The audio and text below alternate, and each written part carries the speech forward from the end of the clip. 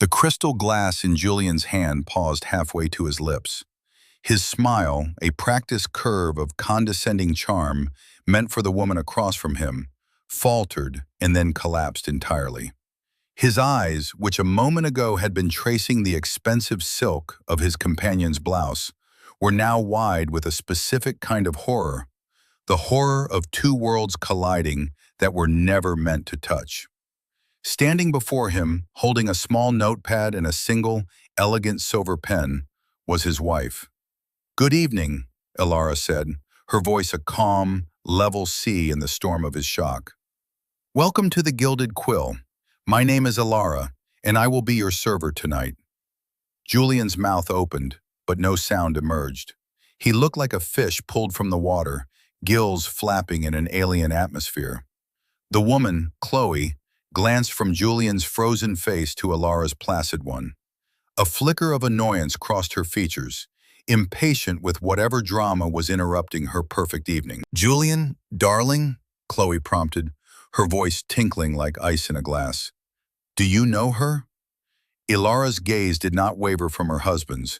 She saw everything in that frozen moment. She saw the lie he was living, the betrayal he had thought so cleverly concealed. She saw the casual cruelty of bringing his mistress to this specific place, a place he thought was merely her place of work, a place he'd always dismissed with a patronizing wave of his hand. He thought she was a manager, a head waitress, some glorified servant in an establishment she could never truly belong to. He thought this was a final, secret insult, a way to wine and dine his future while his past hovered obliviously in the background. What he didn't know was that the ground beneath his feet, the very chair he sat on, the crystal glass in his trembling hand, it was all hers. And within the next 2 hours, his entire world would be dismantled, piece by deliberate piece. It's a story as old as time, isn't it? The sting of betrayal, the ache of being underestimated. We've all felt that frustration, that slow burn of injustice. Have you ever wished you could turn the tables on someone who wronged you? Let us know in the comments where you're watching from, as we see just how deep this story goes. And if you enjoy seeing justice served, make sure to like and subscribe for more tales of karma and vindication. Now, let's get back to the moment it all began to unravel. Chloe's perfectly manicured fingers tapped on the linen tablecloth. "Well, is this some old friend from college?" Her tone was laced with a dismissive sweetness, the kind used to categorize people into boxes of importance and irrelevance. Ilara, in her simple, tailored black uniform, was clearly being placed in the latter. Julian finally found his voice, though it was a strained, thin thing. "Ilara, what are you doing here?" A faint, almost imperceptible smile touched Ilara's lips. It wasn't a smile of warmth, but of chilling precision. "I work here," she said simply, her eyes holding his. "I thought you knew that. You've dropped me off a block away enough times." She turned her professional gaze to Chloe, a model of polite service. "Have you had a chance to look at the menu, or would you like a recommendation?" The question was so normal, so perfectly mundane, that it threw them both off balance. It was a refusal to engage in the drama they had created, a move that immediately put Ilara in a position of control. She was not the hysterical wife. She was a professional doing her job. Chloe, recovering first, let out a small, condescending laugh. She looked Ilara up and down, her gaze lingering on the simple uniform. "Oh, I see," she said, her voice dripping with manufactured pity. "You're the help. Julian, you never told me your wife was a waitress. How quaint."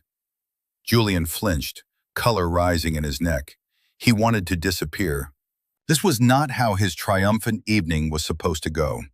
This was meant to be a celebration of his new promotion, a prelude to him finally leaving his quiet, unassuming, and, in his mind, unambitious wife. He had chosen the Gilded Quill precisely because it was expensive, exclusive, and a world away from the simple life he associated with Ilara. He never imagined she would be the one standing over them, pen in hand. She's the manager, actually, Julian mumbled, a pathetic attempt to salvage some dignity. For himself or for her, it was unclear. A manager, a waitress, it's all the same, isn't it? Chloe said with a flick of her wrist, dismissing the distinction. She picked up the heavy, leather-bound menu. Well, Ilara, since you're the expert, what's the most expensive thing on this menu? Julian is celebrating a huge promotion, and we're sparing no expense. She looked at Julian with a wide, predatory smile, then back at Ilara, a clear challenge in her eyes. It was a power play, a vulgar display of status designed to humiliate the woman she perceived as her lesser. Ilara's expression remained unchanged. She was a statue of composure, an unbreachable fortress. Her mind, however, was a whirlwind of memory and resolve. She thought of all the years she had downplayed her own success, the vast inheritance and business acumen she had kept hidden, all to give Julian the space to feel like the provider, the successful one. She had done it out of love, or what she had once believed was love. She remembered their beginning a decade ago. He was a junior architect with boundless ambition and a hunger to prove himself. She was the quiet, thoughtful woman who had just inherited a fortune she didn't know what to do with. Her family, old money from a bygone era of industry, had prized discretion above all else. They had taught her that wealth was a responsibility, not a billboard. When she met Julian, she saw a fire in him that she admired. He wanted to build things, to create a name for himself. She decided, in a moment of romantic idealism, that she would be his silent partner, his secret support. She would let him build his own world without the long shadow of her family's name. So she had bought the modest home they lived in, but put his name on the deed alongside hers. She had funded his first small firm through an anonymous investment vehicle, letting him believe he'd won over a tough venture capitalist. And when his career grew, so did his ego. He started seeing her quiet life not as a choice, but as a limitation. Her lack of interest in galas and society pages, which she'd always found tedious, he saw as a lack of sophistication. His family, particularly his mother Isabella, had been a constant dripping faucet of disapproval. Isabella was a woman who measured worth in brand names and country club memberships. To her, Ilara was a baffling disappointment. "I just don't understand, Julian," she would say over Sunday lunches, her voice loud enough for Ilara to hear from the kitchen. "You have so much potential. You need a wife who is your partner, a real asset, someone who can network, who can host. What does Ilara do all day?" Julian at first had defended her. "She's happy, Mom. She makes me happy." But over the years, the defense grew weaker, replaced by apologetic sighs. He started to see Ilara through his mother's eyes. Plain, unambitious, a weight holding him back from the glittering life he felt he deserved. The gilded quill was Ilara's secret project, her sanctuary. After her father's death, she had poured a piece of her inheritance into buying the historic building and transforming it into the city's most celebrated fine dining establishment. She designed the interiors herself, curated the wine list, and worked with the chef to craft the menu. She hired Marcus, a veteran hotelier, as her general manager. But she couldn't resist being part of the daily operations. She loved the hum of the kitchen, the satisfaction of a perfectly executed service. So she often worked on the floor, wearing the same uniform as her staff. She told Julian she was the manager, and he had accepted it without question. Why would he ever imagine more? It fit his narrative of her perfectly. Now, standing at this table, that narrative was about to be burned to the ground. The most expensive? Ilara's voice pulled her back to the present. That would be the Emperor's tasting menu. It's a 12-course experience. It features a 5 Wagyu, Almas caviar, and is paired with a flight of our rarest wines. It's $2,000 per person. Chloe's eyes widened slightly, a flicker of genuine surprise before she masked it with bravado. She was testing the limits of Julian's wallet, and by extension, his commitment to her. "Perfect," she purred, looking at Julian. We'll have two of those, unless that's too much for the big, successful man. Julian, who had been staring at the tablecloth as if it held the secrets of the universe, looked up. His face was pale. $2,000 per person. $4,000 for the meal, plus tax and tip. It was more than his monthly mortgage payment, a mortgage paid on a house Alara's money had bought. His promotion was real, but it wasn't that real. His salary was comfortable, but it was a child's allowance compared to the wealth he had unknowingly been living in. He was a fraud, and for the first time he was being confronted with the scale of his own deception. "No," he said, his voice tight. "Of course not. Two of the Emperor's tasting menu." He was trapped. To back down now would be to reveal the lie to Chloe. To proceed would be to plunge himself into a financial hole, all while his wife watched. Ilara's silver pen made a few delicate scratches on her notepad. "An excellent choice," she said, her tone utterly neutral. "And for your first wine pairing, the sommelier has selected a 1996 Dom Perignon. I'll have that sent over immediately." She turned and walked away, her posture erect, her steps measured and silent. She didn't look back. She didn't need to. She could feel their eyes on her, feel the chaotic mixture of Julian's panic and Chloe's smug triumph. The first move had been made. The board was set. And she, the player they hadn't even realized was in the game, was about to execute a checkmate that had been years in the making. As she pushed through the swinging door into the warm, bustling kitchen, she met the eyes of her general manager, Marcus. He gave her a single, supportive nod. The quiet before the storm was officially over. The first course arrived, carried not by Alara, but by two other servers who moved with synchronized grace. They placed down two small, mother-of-pearl spoons, each holding a glistening mound of almas caviar atop a delicate blini. The champagne followed, poured by the restaurant's sommelier, a man with a reverent hush in his movements. "The 1996 Dom Perignon," the sommelier announced softly. "A year of exceptional acidity and structure. You'll note the hints of brioche and white peach. It pairs beautifully with the salinity of the caviar." Chloe held her glass up to the light, a self-satisfied smirk playing on her lips. "It's divine," she declared, after taking a theatrical sip. She looked at Julian, her eyes sparkling with a proprietary glee. "You see, darling, this is the life you deserve, the life we deserve." Julian nodded, but his movements were stiff, his smile a brittle facsimile. He was trying to reclaim the narrative, to pretend this was all going according to his plan. He tasted the caviar, forcing a sound of appreciation. "Incredible," he managed to say. He risked a glance around the dining room. It was filled with the city's elite, bankers, surgeons, tech moguls. He had always wanted to be one of them. Tonight he was cosplaying as one of them, and the costume was itching uncomfortably. His eyes scanned the room for Alara, a nervous tick. He saw her at a corner table, speaking quietly with an elderly couple, her head tilted in polite attention. She looked so natural, so at ease. For a fleeting, disorienting second, she seemed more at home here than he did. He quickly dismissed the thought. She was staff. He was the guest. That was the order of things. "She's staring at us," Chloe whispered, breaking into his thoughts. She wasn't looking at Alara, but was pretending to adjust her napkin. "It's pathetic. Can't she just take the hint and leave us alone?" "She's just doing her job, Chloe," Julian muttered, his discomfort growing. The situation was becoming more unbearable by the second. He felt a bead of sweat trickle down his temple.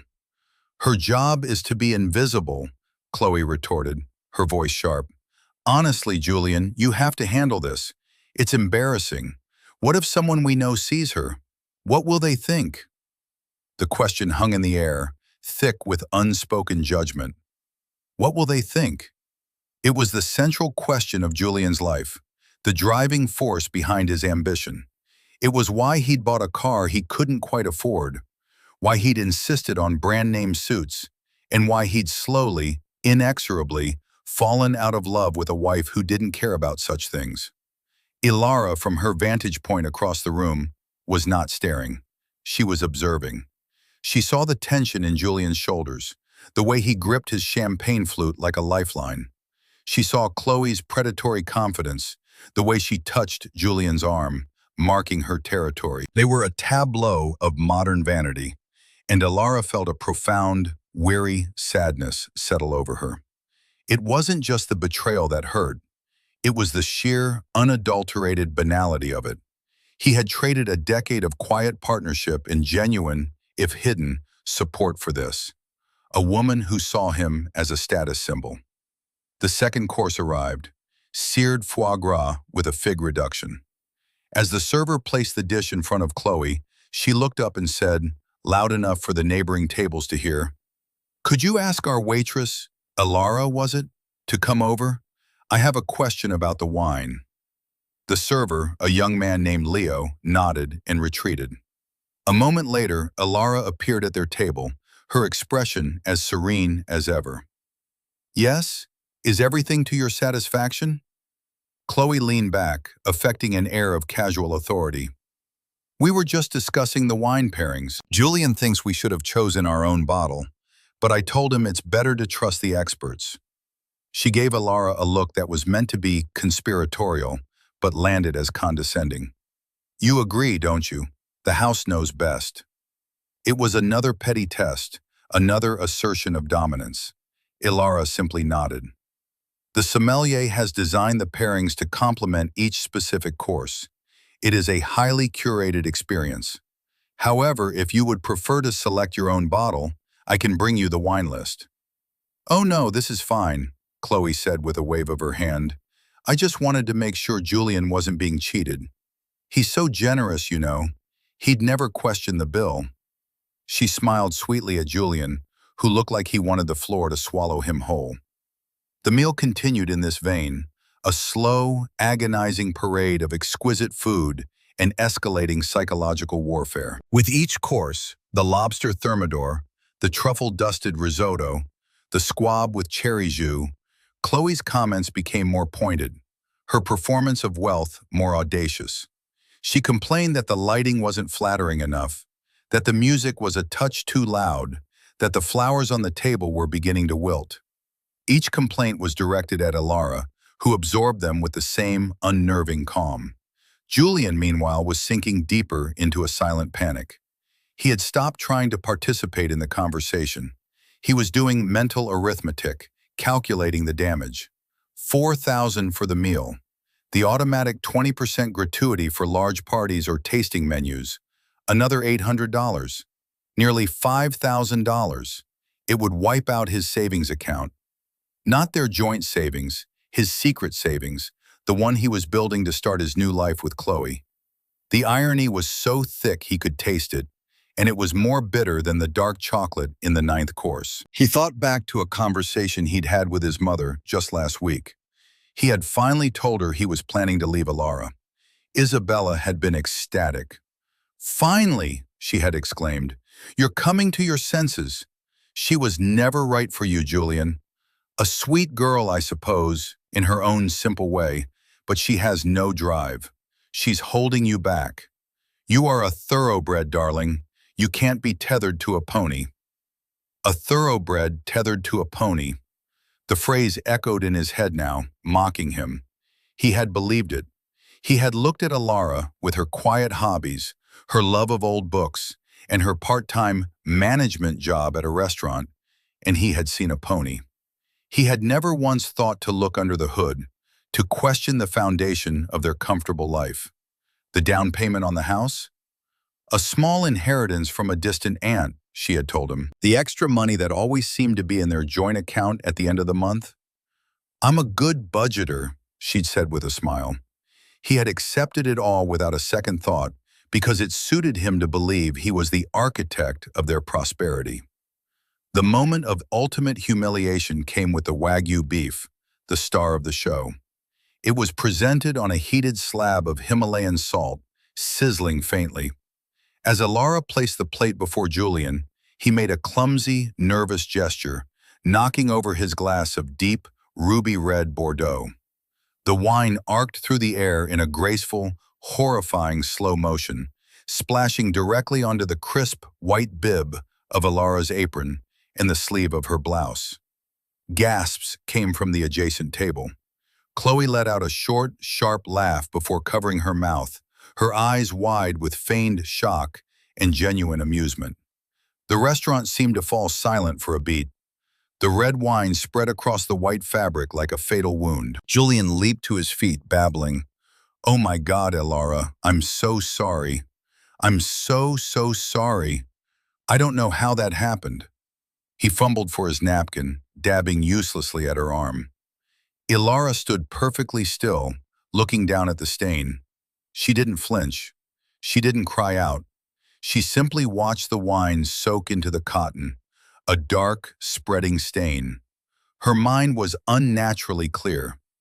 This, she thought, is the final insult, the physical manifestation of his carelessness, of his disrespect. An accident, yes, but one born of a guilty conscience and a profound lack of regard. "It's quite all right," she said, her voice steady. She gently removed his hand from her arm. "It's just a bit of wine." "No, no, I insist," Julian said, his voice high with panic. He was performing now for the rest of the dining room. He reached into his wallet and pulled out a handful of bills, 2 20s and a 10, $50. He tried to press it into her hand. "Here, for the dry cleaning, for the trouble. I'm so sorry." He was trying to pay her. His wife. He was trying to give her $50 to compensate for a humiliation he had orchestrated. Elara looked from the crumpled bills in his hand to his desperate, sweating face. She did not take the money. Instead, she reached into the small pocket of her apron and pulled out her silver pen. It was a beautiful object, sleek and weighted, a gift from her father on her 18th birthday. It was the pen she had used to sign the deed to her first property. It was the pen she had used to sign the incorporation papers for the Gilded Quill. And it was the pen she had used just this morning to sign the documents her lawyer had prepared. She looked at Julian, her eyes as clear and hard as diamonds. "That won't be necessary," she said softly, "but thank you for the offer." She turned to Chloe, whose smile had become a smirk. "I trust the beef is to your liking?" Chloe, emboldened by Julian's pathetic display, leaned forward. "It's fine, but the service is becoming a bit of a disaster, isn't it? Spilling wine on yourselves. It's all a bit chaotic." Elara met her gaze. "Accidents happen," she said, her voice still quiet, still calm. "But some things are not accidents. They are choices, and choices always have consequences." She turned and walked away, leaving the $50 on the table next to Julian's plate. The crumpled bills sat there, a monument to his colossal, catastrophic misjudgment. She retreated to a small alcove near the service station, taking a deep breath. Marcus was there in an instant, a clean apron in his hands. "Are you all right?" he asked, his voice low and full of concern. Elara took the clean apron, her hands not shaking in the slightest.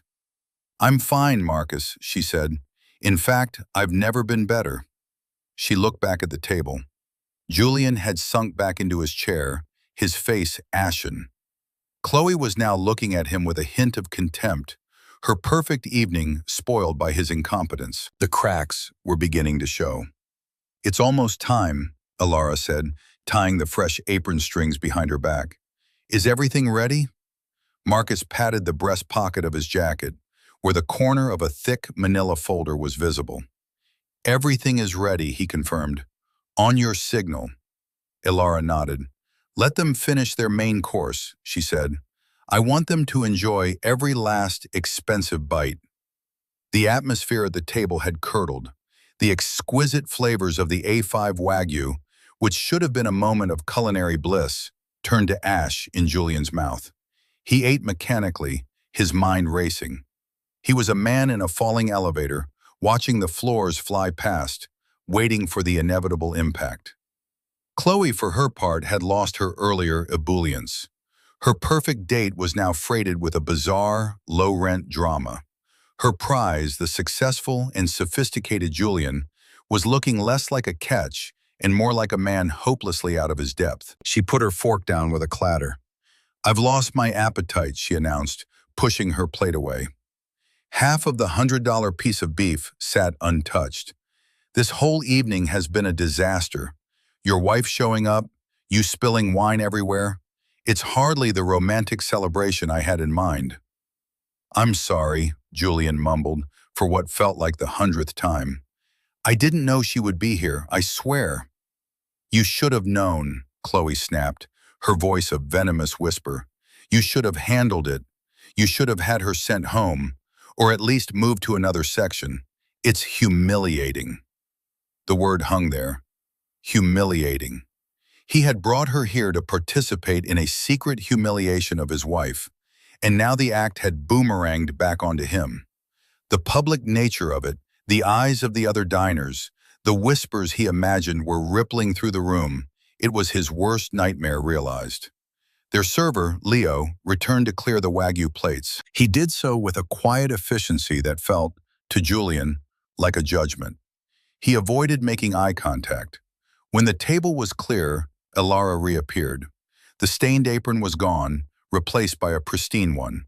She was immaculate, composed, a portrait of unruffled professionalism.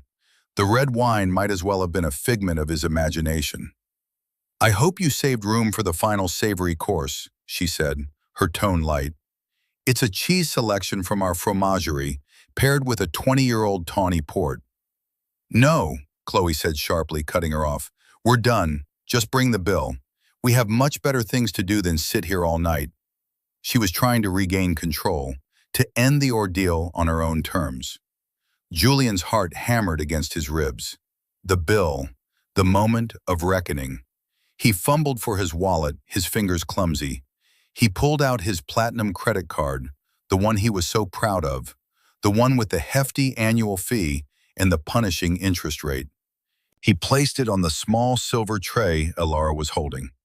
Elara looked at the card, then at Julian. Her expression was unreadable. For a long moment she simply stood there, holding the tray with his card on it. The silence stretched, becoming taut and heavy. "What are you waiting for?" Chloe demanded, her patience gone. "Run the card." Elara finally moved. She did not take the tray and walk away.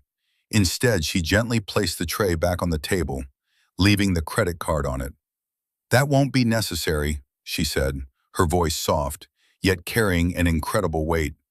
"The meal is on the house." Julian and Chloe stared at her, dumbfounded.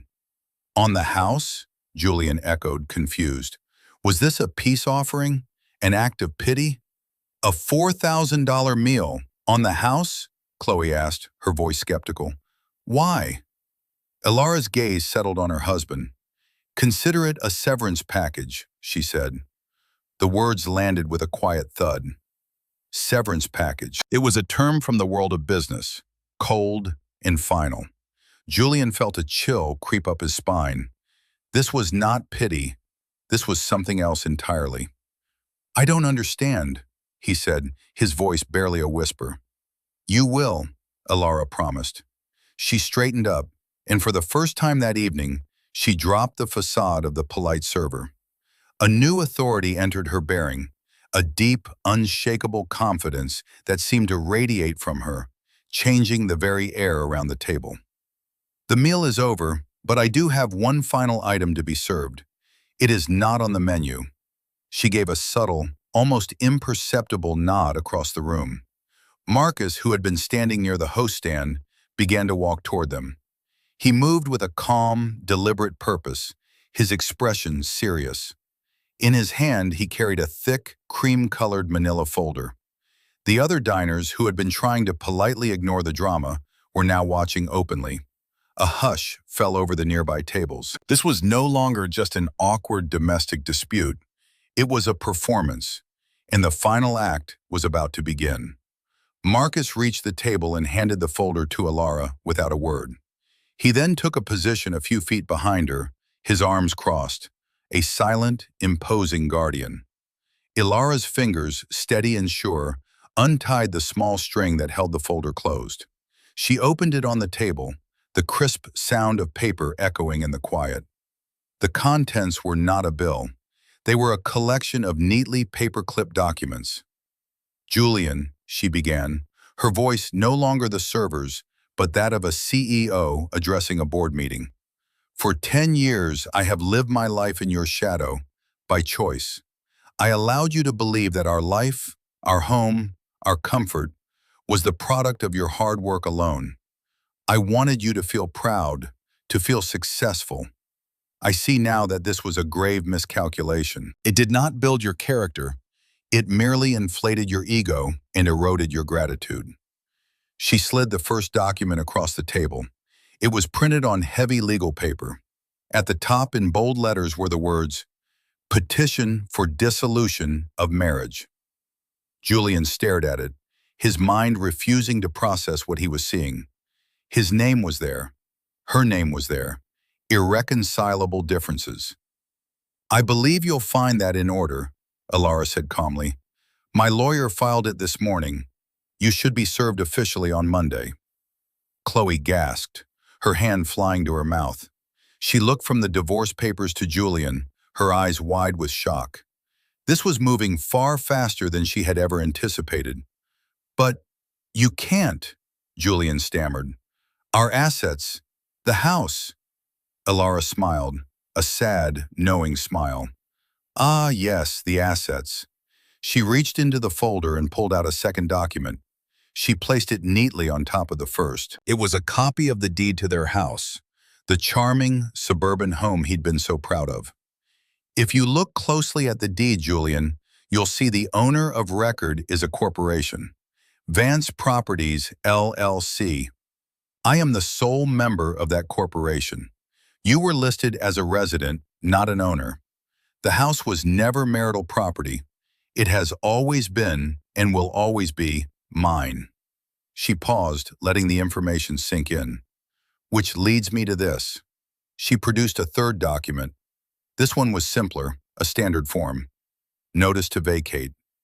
You have 30 days to remove your personal belongings," she stated, her voice devoid of emotion. "After which, the locks will be changed." Julian's face had gone from pale to a ghastly, bloodless white. He was shaking his head in disbelief, as if trying to ward off a nightmare. "No, no, that's not possible." "Oh, but it is," Alara said. She wasn't finished. She reached back into the folder. "You seem to be under the impression that your recent promotion has made you a wealthy man. You brought your guest," she said, giving Chloe a brief, dismissive glance, "to the most expensive restaurant in the city to prove it. You ran up a bill that would have cost you 2 months' salary. But the money you were planning to use, the money in what you called your secret savings account, the money you were using to plan your new life, where did you think that came from?" She slid a final, devastating document across the table. It was a detailed bank statement for their primary joint account, the one from which Julian transferred money to his personal accounts. It showed the monthly deposits, not his salary, but large, regular infusions of cash from another source. And at the bottom, it showed the source account name, the Vance Family Trust. "Every month for 10 years, my family trust has deposited funds into that account to supplement your income," Alara explained, her voice cutting through his denial like a surgeon's scalpel. "The mortgage you thought you were paying, the car payments, the vacations, the designer suits your mother is so fond of, it was all funded by me, Julian, by the simple, unambitious woman you were so eager to discard." She leaned forward slightly, her eyes locking onto his. "You are not a thoroughbred. You are a pony who has been living in a thoroughbred stable for so long you forgot you weren't one. Your promotion is admirable, but your salary can't support the lifestyle you've become accustomed to. In fact, it can barely support a one-bedroom apartment in this city." The silence that followed was absolute. Julian stared at the papers, his world collapsing in on him in real time. The house, the money, the life, it was all an illusion, a stage set that was now being dismantled around him. He was not the powerful man he had pretended to be. He was a dependent, a charity case, the very thing he had accused his wife of being. Finally, his gaze lifted from the papers to her face, and for the first time he truly saw her, not as the quiet, simple wife, but as the architect of his entire reality, the woman who had held all the power all along and had never shown it. Then his eyes darted to Chloe. Her face was a mask of horror and dawning comprehension. The man she had attached herself to, the ticket to the life she craved, was a fraud. His wealth was not his own. It belonged to the woman in the server's uniform standing before them. Her expression shifted from shock to fury, and her gaze turned on Julian, full of contempt. "You lied to me," Chloe hissed, her voice low and trembling with rage. "You told me you let me believe." She couldn't even finish the sentence. She looked from Julian's pathetic, broken form to Alara's powerful, composed one. The power in the room had not just shifted, it had reversed its polarity entirely. Julian finally broke. A choked, desperate sound escaped his throat. "Alara, please," he begged, his voice cracking. "Please, we can talk about this. Don't do this here. Don't do this to me." "Do this to you?" Alara's voice for the first time held a spark of fire. "You brought your mistress to my place of business to humiliate me. You sat here and allowed her to mock me.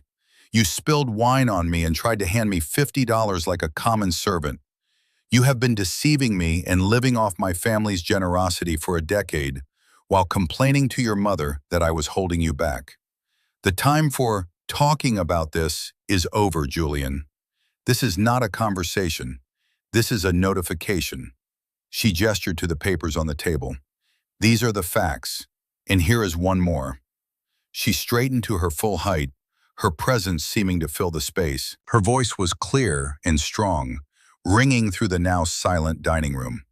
"You thought I was the manager here," she said, her gaze sweeping over both Julian and Chloe. "A quaint little job for a simple woman. But you were wrong." She paused, letting the moment hang in the air, a drop of water about to fall on a hot skillet. "I am not the manager of the Gilded Quill," she announced. "I am the owner. I own this building. I own the land it stands on, and I own everything in it." She looked directly at Julian. "You are a guest in my restaurant, at my table, eating my food, and now I am asking you to leave." The finality of it was like a physical blow. Julian recoiled as if struck. Chloe, looking utterly horrified, pushed her chair back so violently it nearly tipped over. She stood up, grabbing her purse. She didn't even look at Julian. Her eyes were fixed on Alara with a mixture of terror and awe. Without another word, she turned and fled, practically running through the restaurant and out the front door, disappearing into the night. She wanted no part of the fallout. Her prize had been revealed as a counterfeit, and she was cutting her losses. Julian was left alone at the table, surrounded by the wreckage of his life. The half-eaten, fantastically expensive food, the divorce papers, the eviction notice, the damning bank statements. He looked up at Alara, his face a mess of confusion, shame, and sheer, unadulterated panic. "Alara, I didn't know," he whispered. It was the truest thing he had said all night. "That," Alara replied, her voice cold as ice, "is the entire problem." She gestured to two of her security staff, who had been waiting discreetly by the entrance. They moved forward, large and impassive. They were not aggressive, but their presence was an undeniable statement. "Mr. Thorne," Marcus said, his voice formal and firm, stepping forward to address Julian directly. "Ms. Vance has asked you to vacate the premises. Please come with us." Julian stared, his mind unable to catch up with the rapid demolition of his reality. He looked around the room. Every eye was on him. The captains of industry, the society mavens, all the people he had so desperately wanted to impress, were now watching his utter and complete downfall. The humiliation was so profound, so total, it was suffocating. He had walked in here feeling like a king, and he was being thrown out like a beggar. He pushed himself to his feet, his legs unsteady. He didn't look at Alara again. He couldn't. He allowed the security guards to guide him, one on each arm, toward the exit. He walked past the tables of silent, staring patrons, his face burning with a shame so hot it felt like it was peeling his skin off. As he was escorted out the grand oak doors and into the cold night air, he heard the restaurant behind him erupt in a low murmur of conversation. The show was over. Back at the table, Alara stood for a moment, looking at the mess. The crumpled $50 bill was still there, next to a half-empty glass of vintage port. She reached down and picked up the bills. She walked over to Leo, the young server who had been helping her. She pressed the money into his hand. "You and the team handled that table beautifully tonight, Leo. Please split this among the staff who had to deal with them." Leo looked at the money, then at her, his eyes full of respect. "Of course, Miss Vance." He hesitated. "Are you okay?" Ilara managed a small, genuine smile. "I am, Leo, thank you." She turned back to the table, where Marcus was gathering the documents back into the folder. "A clean execution, if I may say so, ma'am," he said quietly. "It needed to be done, Marcus," she replied, her voice weary but firm. She looked around her restaurant. The low hum of conversation was returning to normal. The crisis had passed. Her sanctuary was safe. "Have the table cleared and reset, please. We have other guests to attend to." "Right away," he said. He paused, holding the folder. "What about these?" Ilara looked at the folder, the physical record of her husband's betrayal and her own liberation. "Have them messengered to my lawyer's office in the morning," she said. "Everything is in his hands now." She walked away from the table, leaving the ghosts of her marriage behind her. She moved through the dining room, stopping at a table to inquire about a meal, sharing a quiet word with the sommelier. To the outside observer, she was once again the consummate professional, the owner overseeing her domain.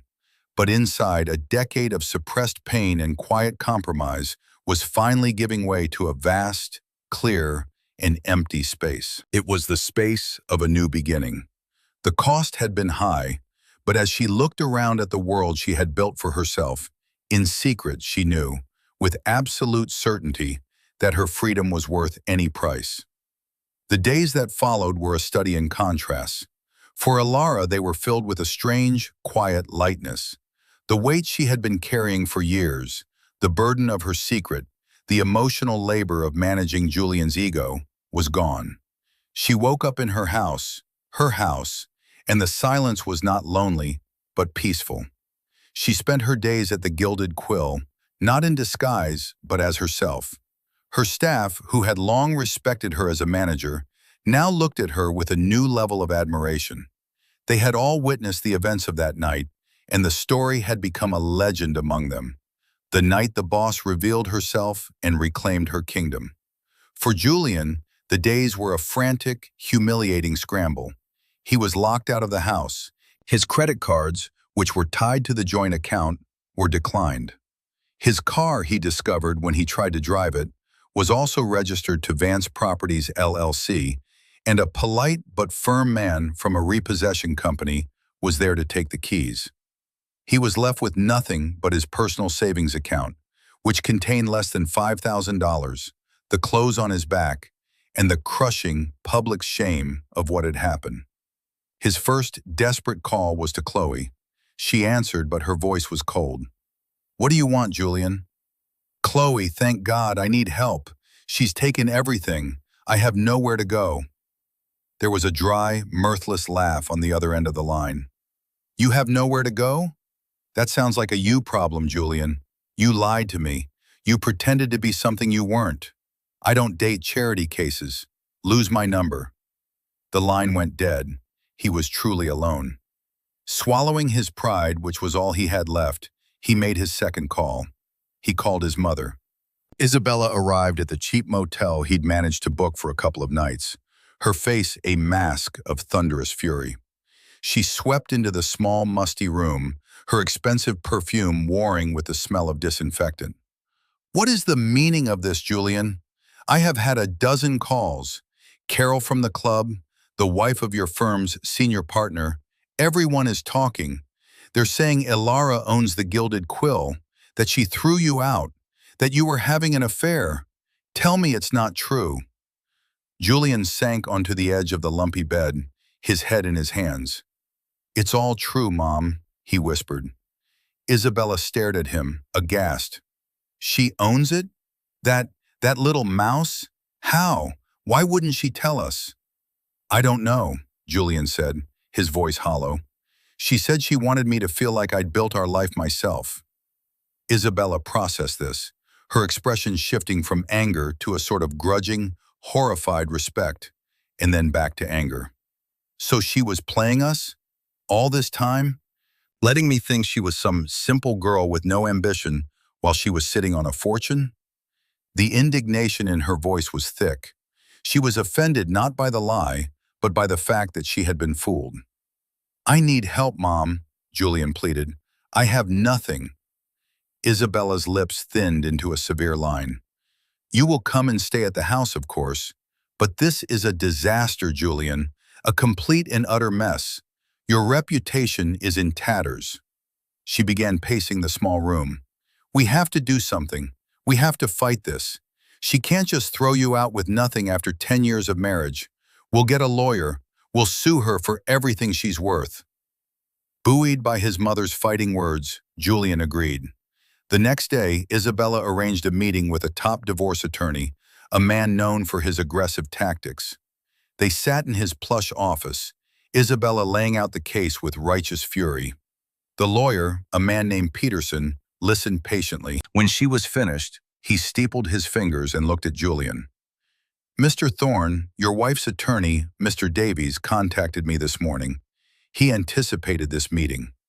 Peterson slid a folder across his desk. It was a copy of the one Ilara had presented at the restaurant.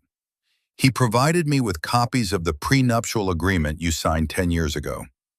Julian stared at him blankly. "The what?" "The prenuptial agreement," Peterson repeated. "You signed it a week before the wedding. It stipulates a clean break. All assets held by Vance Properties LLC and the Vance Family Trust are considered separate property, not subject to division. It also contains a lifestyle clause. In the event of infidelity on your part, you forfeit any and all claim to spousal support."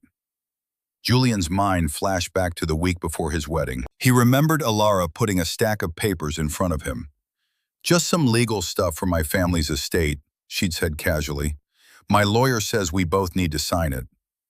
He had been so caught up in the wedding plans, so dismissive of her family's quaint legal formalities, that he had signed it without reading it. He had signed away his entire life on a Tuesday afternoon without a second thought. Isabella was sputtering. "But that's not fair. He was a faithful, loving husband for 10 years. Peterson raised a placating hand. Mr. Davies also provided evidence to the contrary. Credit card statements showing gifts purchased for a Ms. Chloe Sanders, hotel bookings, and apparently a restaurant full of witnesses to your final dinner together." The room fell silent. Isabella's righteous anger deflated like a punctured balloon, replaced by a grim understanding. They had no leverage. Ilara had thought of everything. She had not just won, she had annihilated them. A week later, Isabella decided to take matters into her own hands. She drove to the Gilded Quill. It was the middle of the afternoon, and the restaurant was closed for service, but she saw lights on inside. She rattled the locked door until a young man came. "We're closed, ma'am." "I'm here to see Ilara Vance," Isabella announced, her voice imperious. "Tell her Isabella Thorne is here." The young man disappeared, and a moment later, Ilara herself appeared at the door. She was not in a uniform, but in a simple, elegant silk blouse and tailored trousers. She looked calm and powerful. She unlocked the door and held it open. "Isabella," she said, her tone neutral, "to what do I owe the pleasure?" Isabella marched inside, her heels clicking on the polished hardwood floors. "I want to know why you are doing this," she demanded, foregoing any pleasantries. "Why are you destroying my son?" Ilara led her to a small table by the window, the very table where Julian's world had ended. She sat down, gesturing for Isabella to do the same. "I am not destroying Julian," Ilara said quietly. "I am merely removing the scaffolding that was holding him up. He now has to see if the structure he built for himself can stand on its own."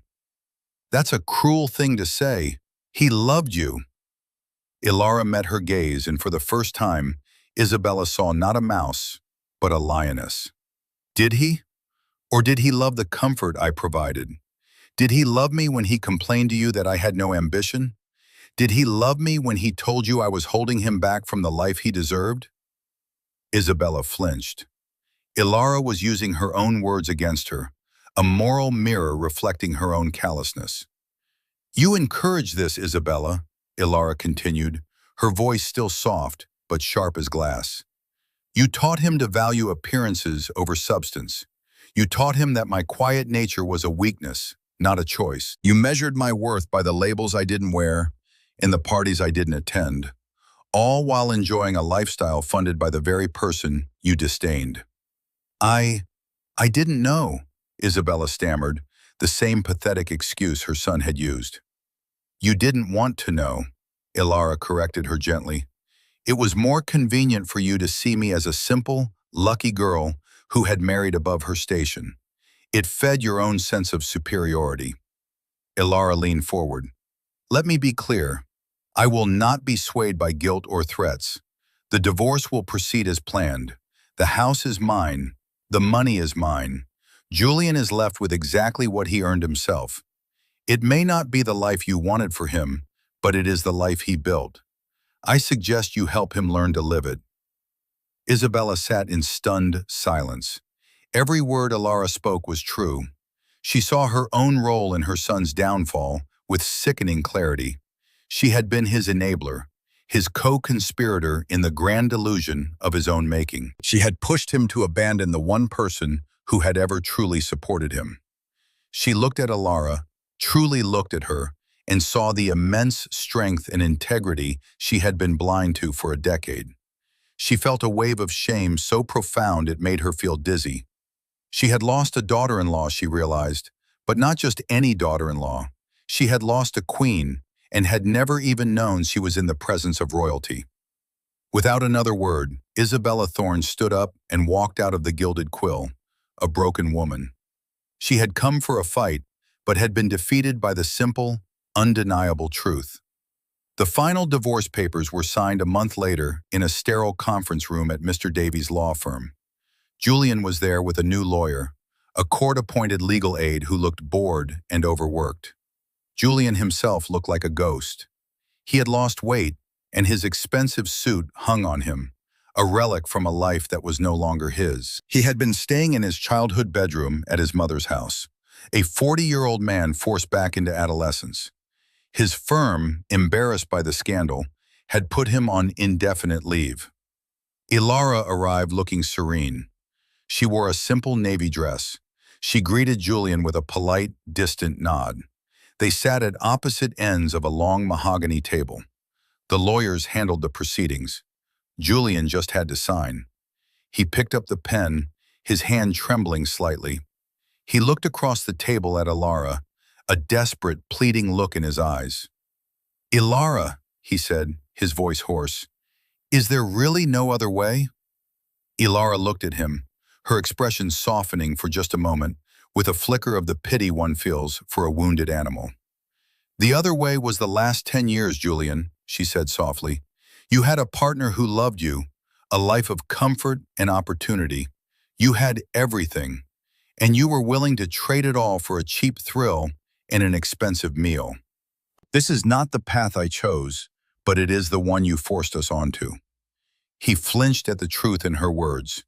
He knew she was right. His arrogance, his blindness, his pathetic need for external validation.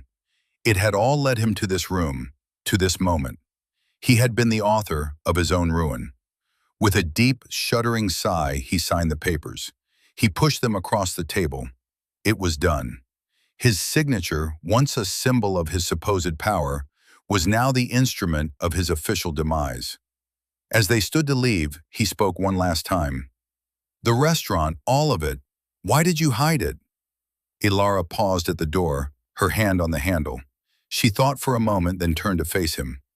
"Because I thought your love for me had nothing to do with money or status," she said. "I wanted to believe we were building a life based on something real. It was a test, I suppose. A 10-year-long test." She gave him a sad, final look. "And you failed." She walked out of the room without looking back, leaving him alone with the echoes of her words and the crushing weight of his new reality. 6 months later, the city was moving into the vibrant blush of spring. At the Gilded Quill, Ilara was hosting a tasting for her new seasonal menu. The dining room was filled with light, and the air buzzed with creative energy. She moved between the kitchen and the dining room, tasting a new asparagus velouté, discussing a wine pairing with her sommelier, laughing with her staff. She was no longer hiding. She was fully and unapologetically herself, a respected restaurateur, a sharp businesswoman, and the master of her own destiny. Marcus approached her with a tablet. "The quarterly numbers are in, Ilara. We're up 15% since the new year. The buzz from that night hasn't hurt." Ilara smiled. "Good publicity is good publicity, I suppose, but let's make sure the food and service are what keep them coming back." "Of course," he said. He then hesitated, his expression turning serious. "I saw him, you know." Ilara knew who he meant. "Oh?" "Downtown," Marcus said. "He was working as a valet at the Omni Hotel, parking cars. He looked diminished." Ilara absorbed the news without reacting. There was no triumph, no surge of vengeful satisfaction. There was only a quiet, somber sense of closure. Poetic justice had been served. The man who had valued status and appearances above all else was now in a service job, dependent on the tips of the very people he once sought to emulate. He was living the life he had so feared, the life he had falsely projected onto her. She looked out the large window of her restaurant, at the people passing by on the street. Each one of them carried their own stories, their own secrets, their own strengths and weaknesses. Her story had been one of hidden strength, of patience pushed to its limit. She had learned a hard lesson about love and trust, but she had emerged from the fire, not burned, but forged. True worth, she reflected, is not in what others think of you or the status you project. It's not in the brand of your suit or the price of your dinner. It's in your integrity. It's in the quiet confidence that comes from knowing who you are, independent of anyone else's validation. It is a foundation you build within yourself, stone by stone, so that when the world tries to knock you down, you have a fortress to stand in. Julian had built his house in the sand of other people's opinions and other people's money.